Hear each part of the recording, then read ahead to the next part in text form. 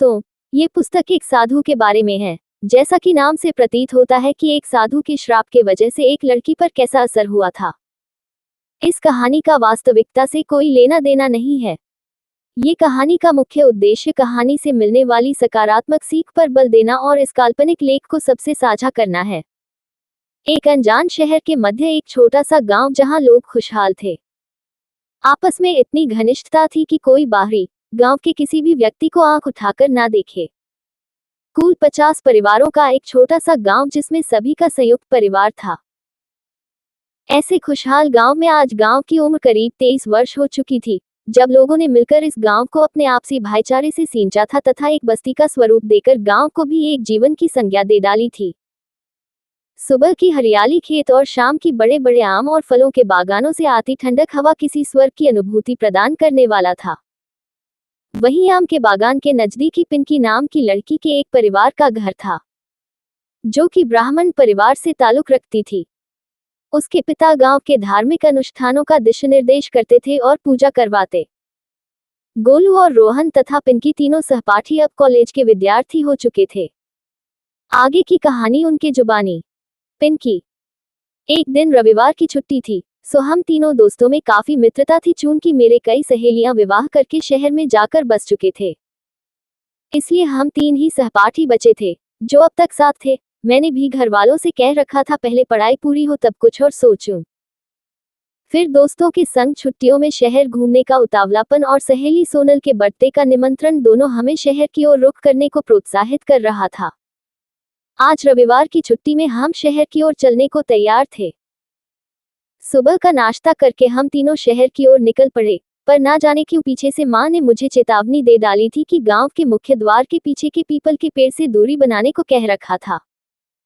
इसलिए हमने उस ओर ध्यान नहीं दिया और सफर के मजे का अनुभव करते हुए सहेली सोनल के ससुराल में दाखिल हुए। पार्टी की मस्ती की। फिर हमने सोनल से भी कहा कि वह पार्टी खत्म होते ही हमारे साथ अपना मायका यानी गांव चले, इसलिए वह भी सासू माँ से पहले ही जाने की रजामंदी ले चुकी थी। आज वह हमारे साथ कई महीनों बाद गांव चलने को तैयार थी। हम चल पड़े। आधे रास्ते में ही रात के अंधकार में गाड़ी खराब हो गई। अब चूंकि हमारा गांव 4 किलोमीटर ही दूर रह गया था, हमने पैदल ही हंसते खेलते गांव चलना तय किया। अब हम 2 किलोमीटर चल चुके थे, तभी अचानक रोहन के पांव में मोच आ गई और हम वहीं रास्ते में थोड़ा आराम करना शुरू किया। मोटे तोंद वाले गोलू का भी लंबा सफर चलते चलते पेट में दर्द शुरू हो गया, इसलिए सभी ने समय काटने के लिए वहां पूरे दिन की बीती कहानी और गप्पे हाँकने लगे।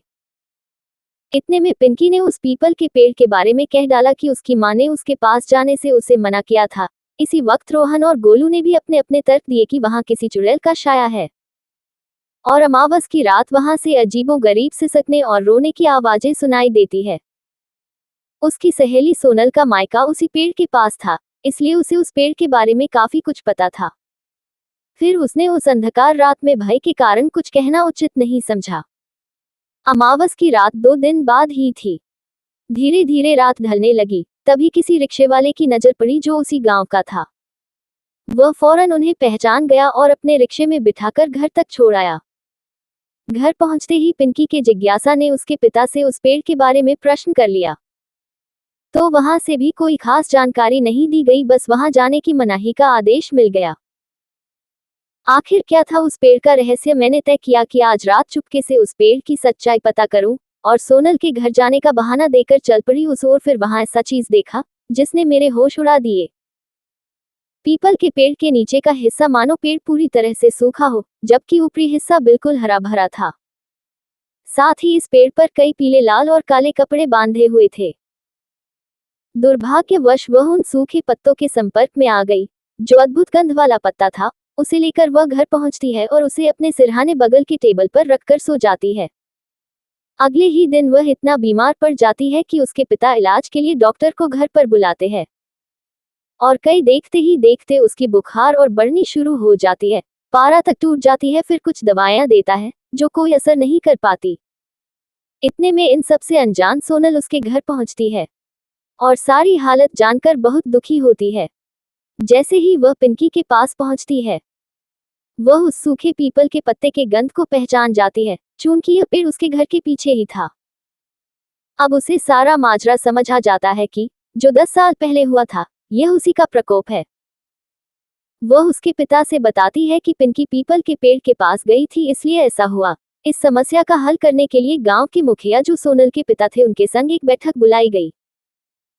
और तब उस रहस्य से पर्दा उठता है कि एक बार एक पाखंड अघोरी ने स्वार्थ सिद्धि के लिए अमृतत्व की अभिलाषा लिए अमावस की रात को ही पीपल वृक्ष के समीप 4 मासूम को शूली पर चढ़ाया था, जिसके खून के छींटे पीपल के पेड़ पर उतर आई थी।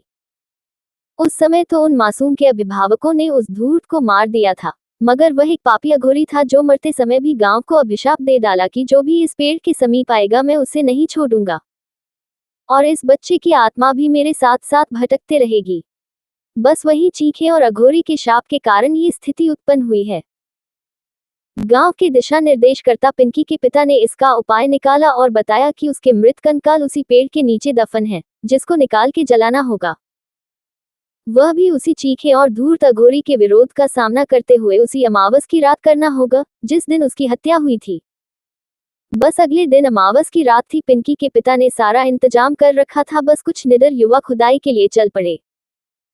रोहन और गोलू भी साथ हो लिए और पिंकी के पिता के मंत्रोच्चारण के साथ साथ सारा कार्य संपन्न हुआ और उन बच्चों की आत्मा को भी शांति मिल गई।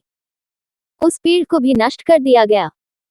कथा सीखा, स्वार्थ सिद्धि के लिए दूसरे को आघात पहुंचाकर किया गया कार्य विनाश की राह प्रशस्त करती है। इसका प्रभाव अन्य को भी झेलना पड़ता है। बड़ों की आज्ञा भी माननी चाहिए।